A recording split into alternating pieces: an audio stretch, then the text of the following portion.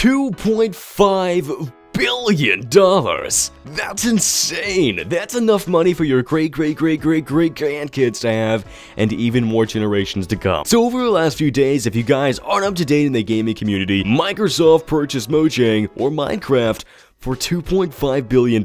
They purchased the rights to them. So if you guys are already sure, Minecraft has already came out on Xbox, but they don't have full rights to use the game however they want to. Now they've purchased full rights to the game to do exactly whatever it is they want to do. If they want to say, hey, nobody can play Minecraft anymore ever, they have full right to do that. So nonetheless, I quickly wanted to say that Twitch was bought by Amazon for $900 million. That is a massive, full-fledged computer company that you guys can go live stream on. It generates millions upon millions of dollars in ad revenue, and this is a full-fledged company, and they were bought for less than $1 billion. Minecraft is a small little developing company that has produced the biggest game in the entire world, and they were just bought for $2.5 billion.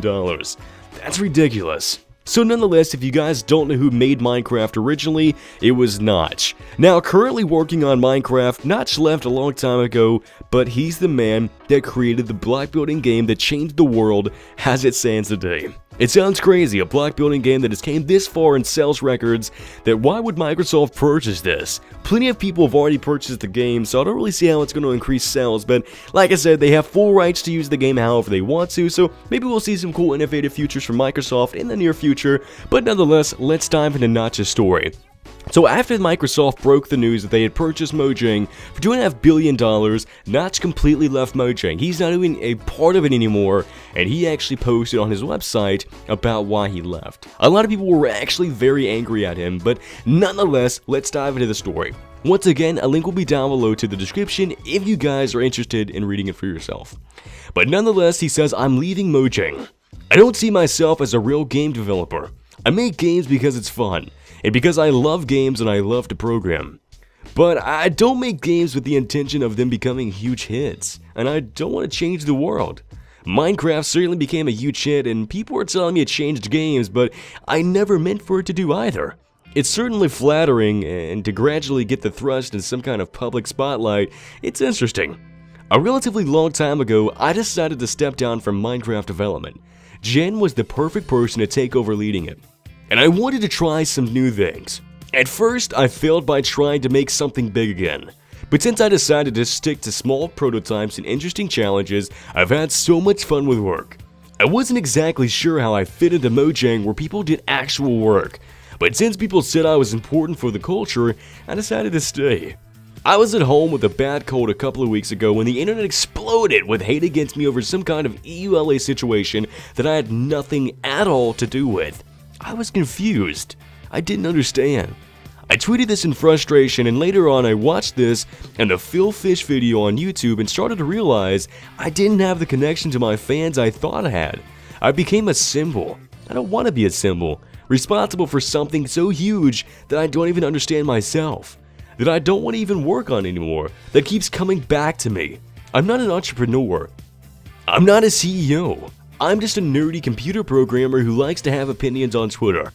As soon as this deal is finalized, I will leave Mojang completely and go back to doing Ludum Dares and small web experiments.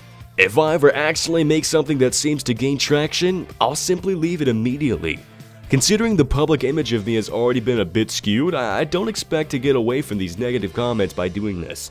But at least now, I won't feel responsible to even read the comments to begin with. I'm aware this goes against a lot of what I've said in the public eye, but I have no good response to that. I'm also aware a lot of you are using me as a symbol as some perceived struggle. I'm not. I'm a person, and I'm right there struggling with you. I love you, all of you. Thank you for turning Minecraft into what it has become today. But there are too many of you, and I can't become responsible for something that is this big. In one sense, it belongs to Microsoft now. In a much bigger sense, it's belonged to all of you for a very long time, and that will never change. It's not about money, it's about my sanity. So that said, that brings a kind of teary drop to the very ending of this guy's story.